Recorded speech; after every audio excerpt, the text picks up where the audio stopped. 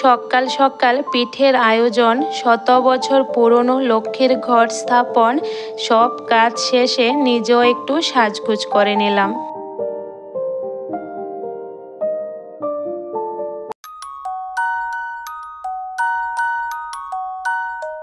রাধে রাধে বন্ধুরা, good morning. কেমন আছো তোমরা সবাই? আশা করি যে যেখানে আছো ভালো আছো, সুস্থ আছো। আমরাও ভীষণ ভালো আছি। আজকের দিনটা হলো বৃহস্পতিবার। তো সুন্দর একটা সকাল তোমাদেরকে সাথে নিয়ে শুরু করলাম সংসারের কাজকর্ম। গতকালকে রাতেই আতপ চাল ভিজিয়ে রেখেছি। এই যে দেখো, খুব সুন্দরভাবে ভিজে গেছে। অনেক দিন হয়েছে জানো তো, মানে চিতই পিঠা বানানো হচ্ছে না, খাওয়াও হচ্ছে না। তো গতকাল রাতে প্রায় 11টা বাজে হঠাৎ করে ইচ্ছে করছে যে না, আজকে সকালে চিতই পিঠা দিয়ে টিফিন করব। যেহেতু ছেলেটারও স্কুল নেই আজকে, তো টিফিনটা বানানো যাবে, সময় আছে হাতে। স্কুল থাকলে তো তাড়াহুড়োতে বানানোই হয় না, তার জন্যই। তো দেখো, চালটা ভালো করে তো ভিজে গেছে, সারা রাত্র যেহেতু ভিজেছে।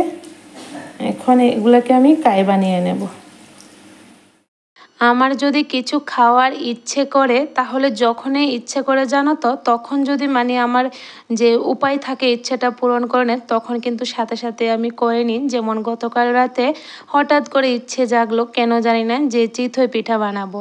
তো রাতের 11টা বাজে তখনই কিন্তু আমি চাল ভিজিয়ে রেখেছি। তো এখন দেখো, বাসি কাজকর্মগুলি শেষ করলাম, তারপরে এই যে চালগুলি এখন আমি গুঁড়ো করে নিচ্ছি। তো আমি কিন্তু চিতই পিঠা বানাতে ডাইরেক্ট আমি চাল এভাবে কাই করে নিই।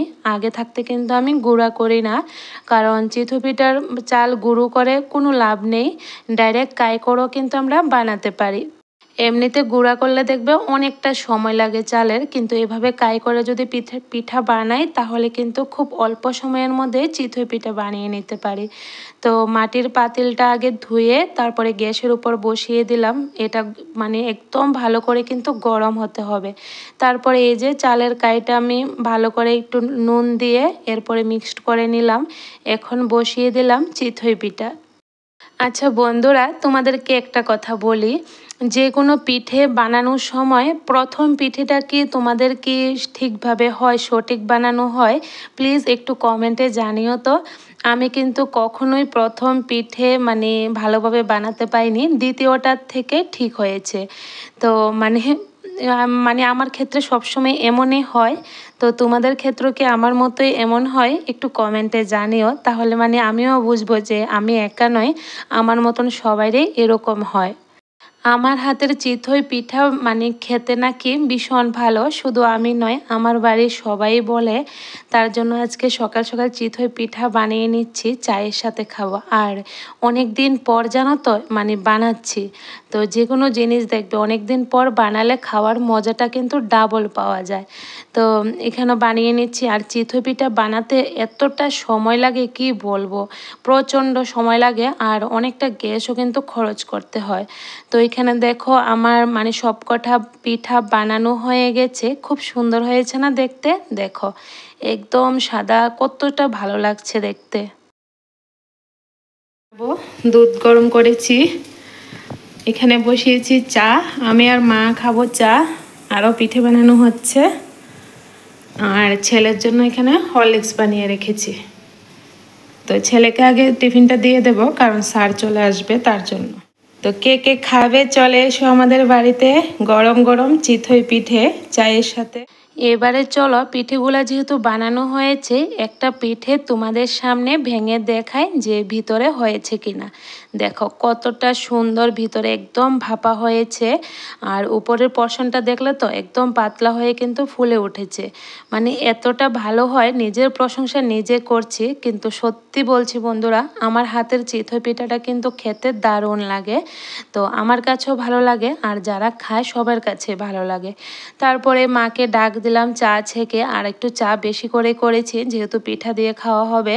তো মাকে প্রথমে 2টা পিঠা দিয়েছি আর বলছে খুব ভালো লাগছে। তারপরে আরও একটা পিঠা দিলাম, বললাম খেয়ে নিন, সকালবেলা আর ভাত খেতে হবে না। এগুলো তো ভাতের মতোই, পিঠে তো হয়েছে কি হয়েছে। তো প্রথমে একটা দিয়েছি দেখলে তো, এখন আবার নিয়ে নিলাম। তো আমি যেটা ছিঁড়েছি সেটা দেখলাম আরও ভালো নরম। তো এটা নরমটা মাকে দিলাম, যেহেতু মার দাঁত একটু লড়ছে তার জন্য নরম পিঠেগুলা দিলাম। আর দেখো চা টিফিন করে এখন ধরলাম সংসারের কাজে। যেহেতু আজকে বৃহস্পতিবার, কাজকর্ম অনেকটা আছে, তো বসে থাকলেও আর হবে না, দেরি করলেও হবে না। আর আজকে ছেলেরও কিন্তু মানে স্কুল নেই, বন্ধ, আজকে স্ট্রাইক ডেকেছে তার জন্য বাড়িতেই আছে। তো ভাবলাম সকালে যেহেতু ভারী টিফিন খাওয়া হয়েছে, এখন আর রান্না বাড়ার বেশি একটা চাপ নেই, পরও করলেও চলবে। তো এর আগে আমি ঘর দুয়ারটা মুছে স্নান করে পুজোটা দিয়ে দিই, যেহেতু বৃহস্পতিবারের পুজো একটু সকাল সকাল দিলেই ভালো হবে। কাজগুলি করতে থাকি। তো চলো আমার বন্ধুদের কমেন্টগুলো পরে তোমাদেরকে শোনাই, যে আমার বন্ধুরা আমাকে কত ভালোবেসে কত সুন্দর সুন্দর কমেন্ট করে, যেগুলো পড়ে আমারও ভালো লাগে আর হয়তো তোমাদেরও শুনে অনেকটা ভালো লাগবে। স্বপন শুক্লাবৈদ্য আইডি থেকে বোন আমাকে লিখেছে, হ্যাপি দেওয়ালি দিদিভাই, দেওয়ালি তোমার খুব ভালো করে কাটুক। আর এ কথাটা সত্যি যে ঠাকুরের প্রসাদ সবাইকে দিয়ে খেলে নিজের ভালো হয়, তাই ঠাকুরের প্রসাদ সবসময় সবাইকে দিয়ে খেতে হয়। আর তোমার মেয়েকে আজ খুব মিষ্টি লাগছে, তোমাকেও আজকে দেখতে খুব ভালো লাগছে। তুমি ভালো থেকো, তোমাকে দেওয়ালির জন্য অনেক অনেক শুভেচ্ছা আর ভালোবাসা। Good night. প্রথমে বলি বোন, তোমার নামটা আমি ভুলে গেছি, প্লিজ একটু কমেন্টে জানিও, কারণ অনেক দিন পর কমেন্ট করেছো তো তার জন্য একটু নামটা ভুলে গেছি গো। তো তোমাকেও হ্যাপি দেওয়ালি, দেওয়ালির অনেক অনেক শুভেচ্ছা আর ভালোবাসা। আর এখন যেহেতু দেওয়ালি চলেও গেছে, ভাইফোঁটা চলছে, তো তোমাদের বাড়িতে কি ভাইফোঁটার নিয়ম আছে অবশ্যই এটাও জানিও। তো তোমাকে অনেক অনেক ভালোবাসা, অনেক দিন পর কমেন্ট করেছো, তাও এত সুন্দর করে, তো খুব ভালো লাগলো। তো কেমন আছো বলো, এতদিন কোথায় ছিলে, এতদিন দেখি কোনো কথা হলো না, কোনো কমেন্ট আসেনি। তো কেমন আছো অবশ্যই জানিও। ঘর দুয়ার মোছা হয়ে গেল, এখন কাপড়গুলিও ধুয়ে দিচ্ছি, সাপ্লাই এসেছে, তো রৌদ্রের তাপটাও খুব ভালোই ছিল। তো ভাবলাম আগে কাপড়গুলি ধুয়ে দিই, তারপরে দেখি কি কাজকর্ম করি। সকালে জানো তো টিফিন খাওয়া হলে ভারী করে আর মানে রান্নার বেশি একটা চাপ থাকে না, যে সময় ইচ্ছা তখনই করতে পারি, তার জন্য কোনো টেনশন নেই। তো দেখো সমস্ত কাপড় ধুয়ে এখন সিঁড়িটাকে জল দিয়ে ভালো করে ধুয়ে দিচ্ছি। আর যখন সিঁড়িটা ধোয়াচ্ছি নজর পড়লো শেওলার দিকে, এতটা শেওলা জমেছে উঠানের মধ্যে। এই যে ঠাকুরের বাসন ধুই এই জায়গাটা তো আমি হাত দিতেই পারছি না, তাকাতেই পারছি না, এতটা শেওলা জমেছে। তো যেহেতু সাপ্লাইয়ের জলের স্পিডটা খুব ভালোই ছিল, ভাবলাম না যতটুক পারি নিজের হাতে একটু পরিষ্কার করে নিই। প্রতিদিন যদি আমরা একটু একটু করে শ্যাওলা পরিষ্কার করি না এভাবে কাটা ব্রাশ দিয়ে, তাহলেও কিন্তু পরিষ্কার হয়ে যায়। তো প্রতিদিন তো আর করতে পারি না, তবে যখনই সুযোগ থাকে তখনই কিন্তু আমি এভাবে শ্যাওলা পরিষ্কার করি। দেখো না পরিষ্কার করার পর কতটা সুন্দর লাগছে, আর কতগুলা শ্যাওলা হয়েছে কি বলবো। কোথায় থেকে যে এত শ্যাওলা কয়েকদিন পর পর পড়ে যায় বুঝতেই পারি না। পূর্ণিমা দেবনাথ আইডি থেকে দিদিভাই আমাকে বলেছে, হ্যাপি দেওয়ালি, খুব ভালো লাগছে। তো তোমাকেও শুভ দীপাবলির অনেক অনেক শুভেচ্ছা দিদিভাই, অনেক দিন পর বলছি। তো প্রথমে তো তোমাদেরকে ভিডিওর মাধ্যমে কিন্তু সবাইকে আমি দীপাবলির উইশ করে দিয়েছিলাম। তো করুণাওয়ালা আইডি থেকে বোন আমাকে বলেছে, পুজো দেওয়া, প্রসাদ খাওয়া, মোমবাতি ধরানো সব মিলিয়ে ভিডিওটা খুব সুন্দর হয়েছে দিদিভাই, হ্যাপি দেওয়ালে। তো তোমাকেও অনেক অনেক ভালোবাসা আর শুভকামনা। তো দীপাবলিটা কিভাবে কাটালে অবশ্যই জানিও। সোনালী দাস অফিসিয়াল আইডি থেকে বোন বলেছে, শুভ দীপাবলি দিদিভাই, অনেক অনেক ভালোবাসা রইল। তো তোমাকেও বোন শুভ দীপাবলি। তো জানো তো বন্ধুরা, আমার অনেক বন্ধুরা আমাকে দীপাবলির খুব সুন্দর সুন্দর উইশ করেছে। তো আমার সকল বন্ধুদেরকে আবারও বলছি শুভ দীপাবলির অনেক অনেক শুভেচ্ছা। অনেক দেরিতে বলছি, কিন্তু প্রথমে কিন্তু আমি বলে দিয়েছিলাম তোমাদের।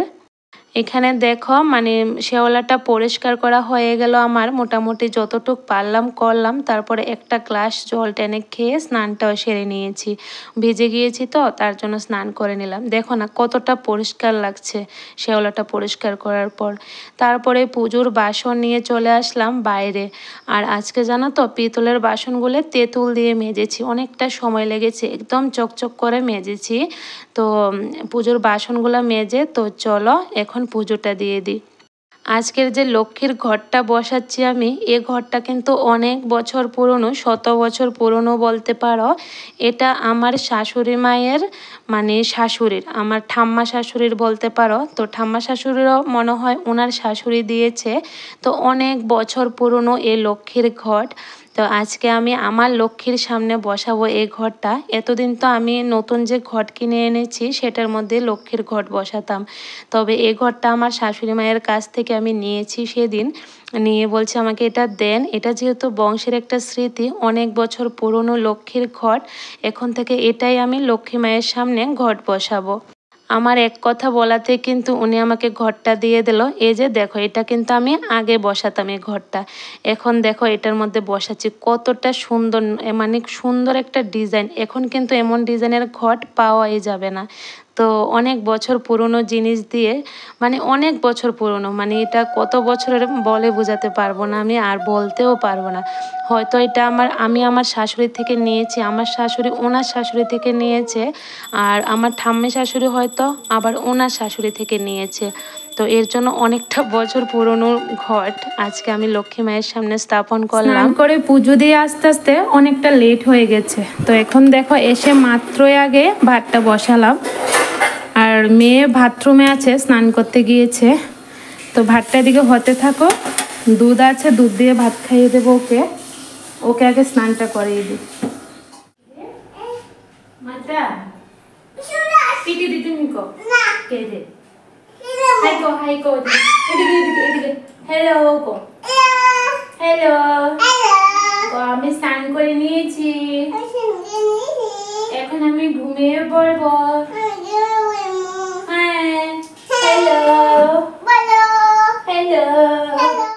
মেয়েকে স্নান করিয়ে খাইয়ে ঘুম পাড়িয়েছি। তো এখন দেখো বসাবো রান্না। ভাত তো হয়ে গেছে আগেই। তো আজকে কি রান্না করব ভাবছিলাম, তো ভাবলাম সিম্পল কিছুই রান্না করি। তো একটা লাউ এনেছিল শনিবারে, তো এটা আর খাওয়া হলো না। তো আজকে ভাবলাম একটু ডাল দিয়ে রান্না করি। তো লাউটা ভালোই কড়া ছিল, অনেকটা ছোট, খুব কিউট ছিল লাউটা দেখতে। তো চলে আসলাম লাউটা নিয়ে, বাইরে বসে বসে কাটবো। ঘরটা অন্ধকার হয়ে আছে, ভালো লাগছে না, ভাবছি যে বাইরে বসেই কাটি। মাঝে মধ্যে দেখবে মানে সবসময় এক জায়গাতে কাজ করতেও কিন্তু ভালো লাগে না, একটু মানে চেঞ্জ করে কাজ করলে আমাদের কাছেও ভালো লাগে আর তোমাদের কাছেও দেখতে ভালো লাগবে। তো দেখো বাইরের জায়গাটা পরিষ্কার করার পর কতটা চকচকা করছে, আর এখানে বসে এখন সবজি কাটছি, খুব ভালো লাগছিল। অনেকটা বেলাও যেহেতু হয়ে গেছে, একটু খিদা পেয়ে গেছে আবার। তো সকালে যে পিঠা বানিয়েছিলাম, 2টা পিঠা ছিল।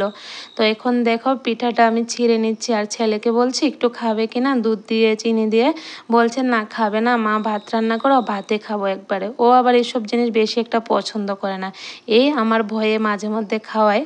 তো আমি দেখো একটু খেয়ে নিচ্ছি, আমার অনেকটা খিদা পেয়ে গেছে। আর কাজকর্ম করেছি, সকালের খাবার কি এতটা সময় আর পেটে থাকে বলো। তো এদিকে মানে পিঠে দিয়ে দুধ দিয়ে খেতে খেতে কাজও করছি। এই যে দেখো আমার ছেলেটা মোচা কেটে রেখেছে, ওকে বলেছিলাম মোচাটা কাটার জন্য, খুব সুন্দরভাবেই কেটেছে। এখন মানে ও কাটার পর আমাকে বলছে মা আমাকে বড়া বানিয়ে দিও, মানে বড়া খেতেও ভীষণ পছন্দ করে। তার জন্য এখন মোচাটার সাথে আমি সুজি, ময়দা, তারপরে কাঁচা লঙ্কা বাটা, পেঁয়াজ কুচি, নুন হলুদ দিয়ে মেখে বড়া বানিয়ে দেব।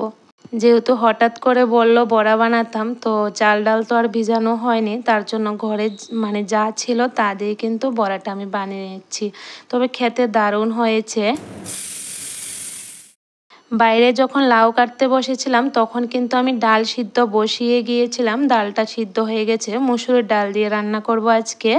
তো দেখো ডালটা সিদ্ধ হওয়ার পর এখন লাউগুলি দিয়ে দিলাম, আবার কিছুক্ষণ সময় এখন সিদ্ধ করে নেব। তো এদিকে মানে লাউটা সিদ্ধ হতে হতে বড়াটাও হয়ে গেছে, গরম গরম বড়া ভাতের সাথে কিন্তু দারুণ লাগবে। আজকে বৃহস্পতিবারের দিনটা সারাদিন কিভাবে কাটালাম সবটাই তোমাদের সাথে শেয়ার করেছি। তো তোমাদের কাছে যদি একটু হলেও ভালো লেগে থাকে তাহলে একটা লাইক কমেন্ট শেয়ার করে দিও, চ্যানেলটাকে সাবস্ক্রাইব করে অবশ্যই রেখো।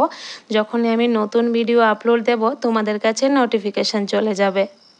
এত বছর রান্না করো এত ভুল যে কিভাবে হয় বুঝতে পারি না। গরম ডাল সোমবার দিয়েছি, আর দেখলে তো আমার কাজ কিভাবে বাড়লো। আজকে কিন্তু গ্যাসটা বেশি একটা নোংরা হয়নি, ভেবেছি উপর উপর করে মুছে নেব, বেশি একটা দেরি হবে না।